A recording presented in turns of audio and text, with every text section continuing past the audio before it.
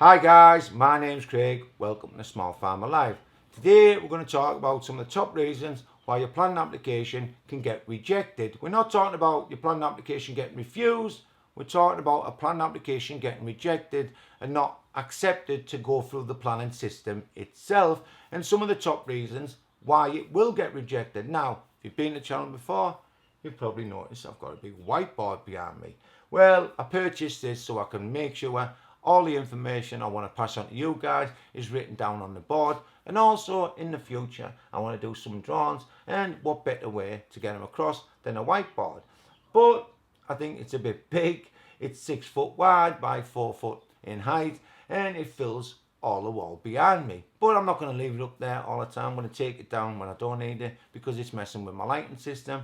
I'm not sure how to light the area, but I'll get to that and I'll watch a few videos on how it's done and the lighting will get better. But I thought I'll use it for tonight's video and tell you guys the top reasons why planning applications get rejected.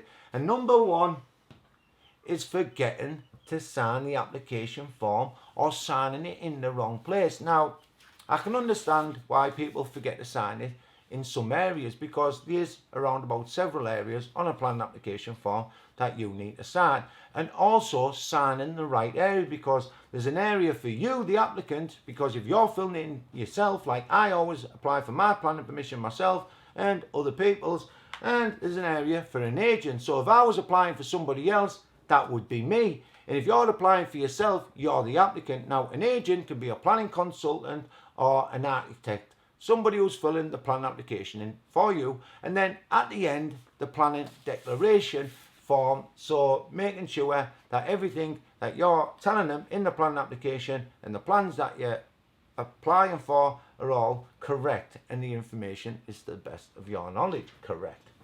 Number two is not getting the owner of a piece of land that you're applying for planning permission on, because you might be renting a small piece of land and you want to build some polytunnels on there or a barn, and you want to apply for planning permission on someone else's land that they own.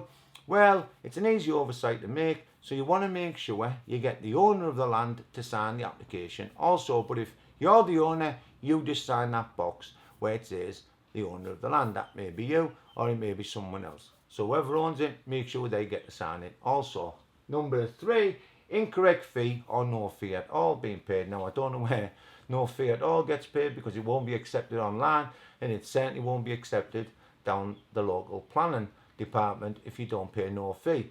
But incorrect fee could be a mistake, and I know a little bit about this because they said that the last plan application I applied for, I paid the wrong amount of money. Now, I checked online how much it was going to be, and I also phoned the local planning department. They said it was going to be £79. Online said it was going to be £79. So when I applied for the planning permission, they got £79. 4 weeks later, I got an email and they asked me for another £340. Now, I was applying for 3 buildings that were already built, so it was a retrospective plan application, and I thought, why do I need to pay £340 extra? They didn't give me a reason, so they weren't getting the £340, and they couldn't find a reason to give me. So I refused to pay the £340 because online said it was £79, they said it was £79, so I wasn't going to be paying the £340 for an underfunded planning department. That's not my fault. Mismanagement of the councils or the government aren't giving them enough money. But some people might have thought, if I don't pay the £340, then the planning permission won't go through, and I don't want to pull down my buildings I've already built. Well, I'm not like that. If I know I'm right, I'm certainly going to stick to my guns, and they're not going to get any extra cash out of me. What's mine's mine, and if I owed it, I'd have paid it, but I didn't know it, so they didn't get it. Number four, drawings not labelled correctly. And what they mean by this is a building and it's all on one piece of paper. Now, this is a 1 in 100, but it was only a small building. Now, if it had been a large building, I might have used 2 pieces of paper, one for floor plan and one for the side elevations and the front elevations. Now, if they're labelled incorrectly and the side elevations are labelled floor plan and the floor plan's labelled side elevations, well, you can understand or they can get it mistaken, or somebody can make that mistake, and then the planning application will get rejected. Again, easy oversight, but just check to make sure your plans are labelled correctly. Number 5, inaccurate or incomplete plans and information. Now, this could be some information you've missed out the plan application. It could be anything. It could be the materials you're going to use on the building, the fascias of the building, or something like that. Or you could get all your drawings correct for your building, and then you miss out your site location plan where you're going to put the building itself. So you might have everything correct in your plan application. You might have all your drawings correct into the right scale, and we'll talk about that in a minute. And then you forgot to put the location plan in. If you do that, then they're going to reject it. And if you forget to put some information in your plan application, they'll reject it also. So make sure you go through your documents and make sure everything's there and everything is in the right place, and you should have no problem.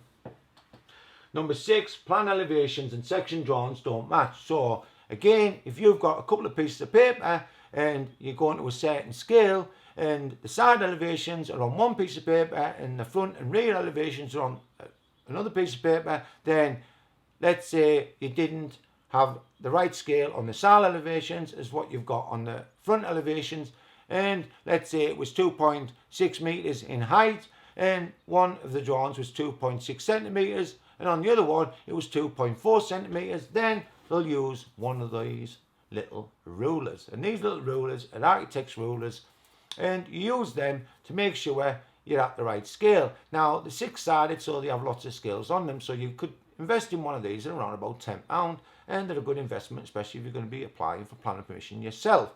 And then you can check to make sure all your drawings are to scale and they're right size, because if they're not, they're going to use one of them rulers and they're going to deny your planning application and reject it and send it back to you. So again, make sure they're all matching, and if you're doing it for one building and you're doing it on different pieces of paper, make sure they're all to the same scale, otherwise they'll reject them.